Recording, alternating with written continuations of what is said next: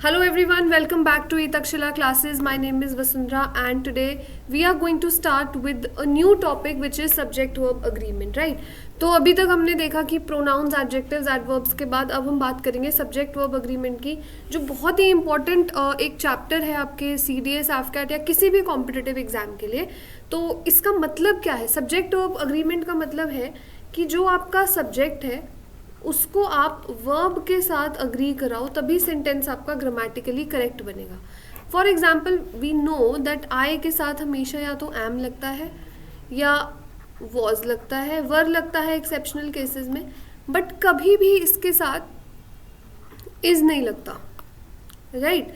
तो ये कौन डिफाइन करता है? ये रूल्स डिफाइन करते हैं। तो कुछ एक चीज़ें हैं जिनके रूल्स थोड़े हमें समझने कॉम्प्लिकेटेड लगते हैं, तो वो हम इस क्लास के हेल्प से थोड़ा सा क्लैरिफाई करेंगे, राइट? तो फर्स्ट हमारा जो रूल है to understand subject verb agreement is that you need to identify the nature of the subject. देखिए, दो ही चीज़ें हो सकती है, या आपका सब्जेक्ट सिंगुलर होगा या वो प्लूरल होगा। सिंगुलर होगा तो उसके साथ जितने भी सिंगुलर के रिस्पेक्टिव वर्ब्स होते हैं जैसे इज, वॉज, ये सब लगेंगे। अगर वो प्लूरल है तो आर, वर, जो प्लूरल के केस में वर्ब्स लगते हैं वो लगेंगे, ठीक है? रूल्स को उसके बाद आपने फॉलो करना है, which is your second step, and then thirdly you need to use the correct verbs और हेल्पिंग वर्ब्स। फर्स्ट रूल से बात करते हैं। Singular subjects require singular verbs whereas plural subjects require plural verbs. ये तो आपको बिल्कुल ही पता होना चाहिए, इसमें कोई एक्सप्लेनेशन देने की ज़रूरत नहीं है, I believe. Example, Rahul is studying, this is the basic one, right? Subjects with the word and they are always plural. Rahul and Riya are studying, ये भी आपको पता होना चाहिए। जब एंड लग गया मतलब और, दो लोग हो गए ये, इसीलिए, ठीक है?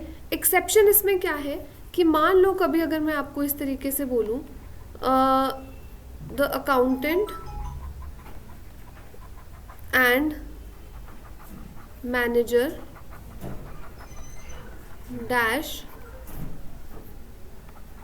हैप्पी। आप सोचोगे ये दो है, नहीं ये एक है। क्यों? क्योंकि यहाँ पे आपका जो द है ये इन दोनों के लिए, ये एक ही पर्सन है जो अकाउंटेंट भी है, मैनेजर भी है। अगर यहाँ होता तो यहाँ क्या आएगा? इज। अगर यहाँ लगा होता द एक और, the accountant and the manager, अब ये दो अलग अलग लोग हैं तो अब यहाँ पे क्या लगेगा? आर हैप्पी, ठीक है? एक एक्सेप्शन है जो आपको याद रखनी है। Collective nouns can be singular और प्लूरल। ये रूल मैं आपको एक्सप्लेन नहीं करूंगी, सिंपली बिकॉज ये हम कौन से चैप्टर में कर चुके हैं? ये हम नाउन्स के चैप्टर में कर चुके हैं। अगर आपको कोई डिफिकल्टी है, you can refer to that video and there you can find out कि क्यों कलेक्टिव नाउन्स को हम कब सिंगुलर कंसिडर करते हैं और कब उनको हम प्लूरल कंसिडर करते हैं, ठीक है? फोर्थ रूल देखिए, in case of phrases like a plenty, कई बार हमें क्वेश्चन ऐसा आ जाता है, अ plenty of work dash done, और साथ ही में यहाँ पे क्वेश्चन और है, अ plenty of kids dash left. अब हम कैसे आइडेंटिफाई करें प्लेंटी के साथ कि ये सिंगुलर है या प्लूरल? देखो, प्लेंटी ऑफ वर्क मैं बोलूँगी इज डन या was done. Why? Because work is uncountable, तो यहाँ पे हम कुछ और नहीं लगा सकते। Whereas plenty of kids dash left, has left या हैव लेफ्ट, यहाँ पे क्या आएगा? Have left, simply because kids are countable. तो कभी भी अगर आपके पास ये फ्रेज है जैसे a deal of, a lot of people, a lot of work, आप ये नहीं देखोगे कि प्लेंटी के लिए या डील के लिए या लॉट के लिए कोई स्पेसिफिक रूल नहीं है।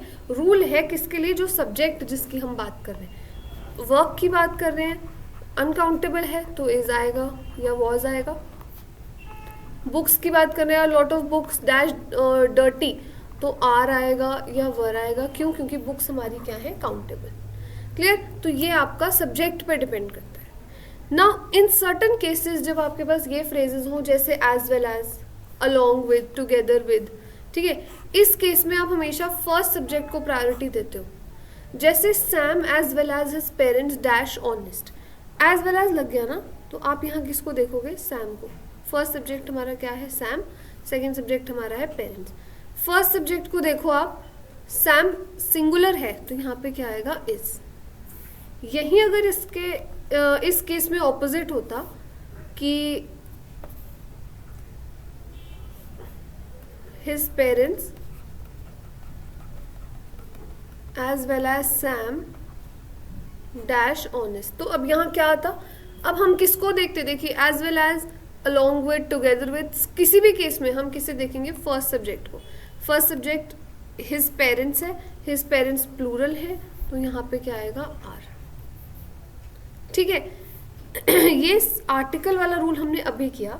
Single article represents a single subject and two articles represent two subjects. जैसे a king and a poet has died, ये गलत है. ए किंग और a king and poet has died, ये सही है. क्यों? क्योंकि एक ही पर्सन है जो किंग है और पोएट है. लेकिन जब मैंने यहाँ अ एक और लगा दिया, अ किंग एंड अ पोएट, ये जो है ये प्लूरल बन जाता है. इसका एक सिंपल सा एग्जांपल अगर मैं आपको दूं, तो जैसे अ black and white cow, a black and white cow dash grazing. आप बोलोगे इज, क्यों? क्योंकि आपके अकॉर्डिंग एक ही काउ है जो ब्लैक और वाइट दोनों कलर की है.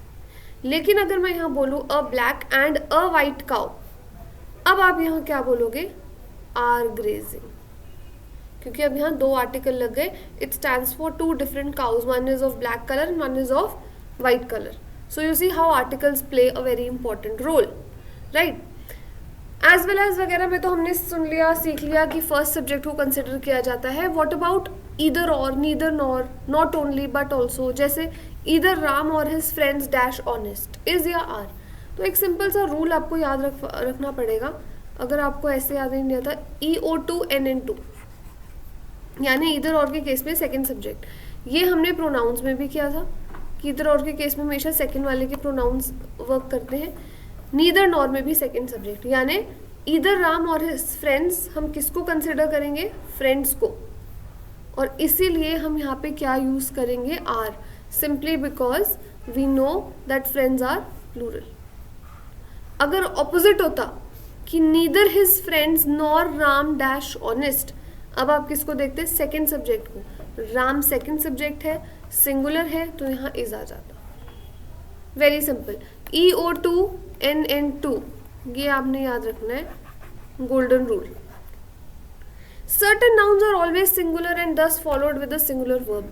जैसे physics is my favorite subject, measles is a deadly disease, politics is his favorite issue, mathematics is very tough, this news is true, this news is latest. बेशक इनके पीछे ऐसा लग रहा है, लेकिन ये है सिंगुलर ही. एंड ये कॉन्सेप्ट हमने और किस चैप्टर में कंप्लीट किया है, we have read this in nouns. Very clear. Okay. Units, measurements and distances are always singular. जैसे 3000 rupees is a huge sum. Similarly अगर मैं बोलूँ 2 kilometres is a short distance, clear है. या मैं अगर आपको बोलूँ कि 5 kgs is not heavy. So all these units they are always singular. ये आपको याद रखना पड़ेगा. Each, everyone, someone, somebody, nobody, none, one, any, many, more, they are always singular.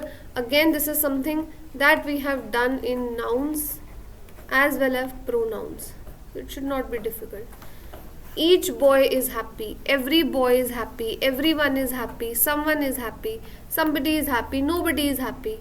Okay, one person is happy, none of them is happy. So all of it you will have to remember that they are always singular, right? 11th rule we have done a plenty of and good deal of. In case of fractions and percentages apply the same rule जो plenty of में हुआ था. जैसे अगर मैं आपको बोलूँ 50% of work dash done, या मैं आपको बोलूँ 50% of men dash lazy.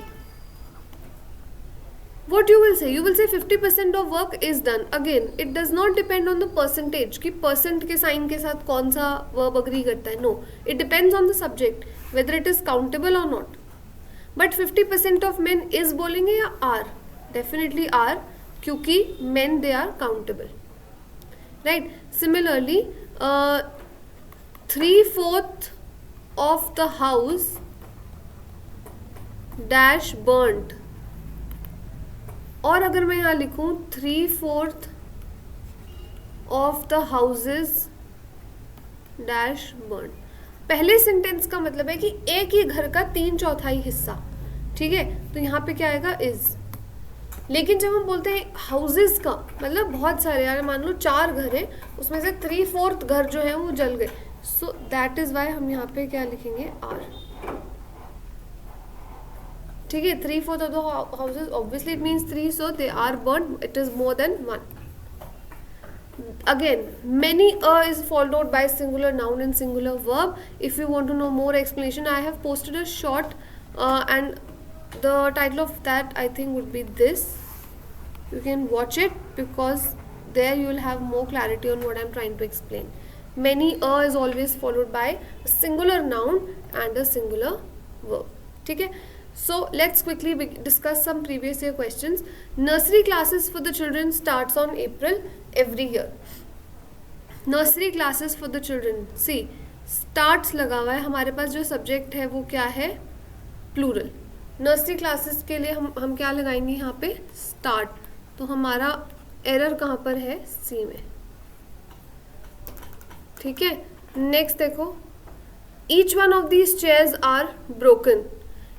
Each one of these chairs are broken. हमें अभी पढ़ा हमने each one के साथ क्या लगता है singular, तो यहाँ पे क्या आ जाएगा each one of these chairs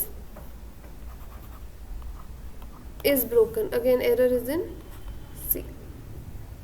Clear? Next, he walked 5 miles, which are really a great distance for a man like him, who is not only old but also ill. He walked 5 miles. I told you units, measurements and distances are always singular. So again 5 miles, which is, the error will be in part A.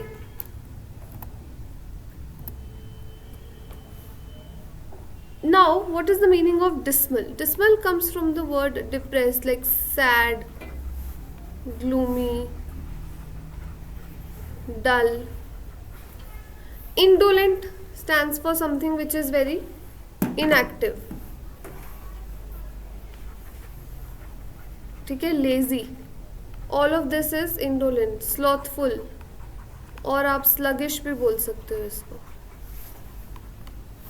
Pensive, what is pensive? When you are in a deep thoughtful mood, when you are reflecting on things in life, okay, that is a pensive state of thought or pensive state of mind. Deep thoughtful. And what is flout? It is not flaunt, it is flout. When you refuse to obey people, when you completely disrespect people, that is flouting, refusing to obey. ठीक है, तो ये आप note कर लेना vocabulary. And this was it for today. थोड़े से कुछ rules थे जो आपको बताने थे. Thank you so much everyone for joining, and let me know in the comment section if you have any kind of doubts or suggestions, and I will see you next time. Bye bye, take care and good luck.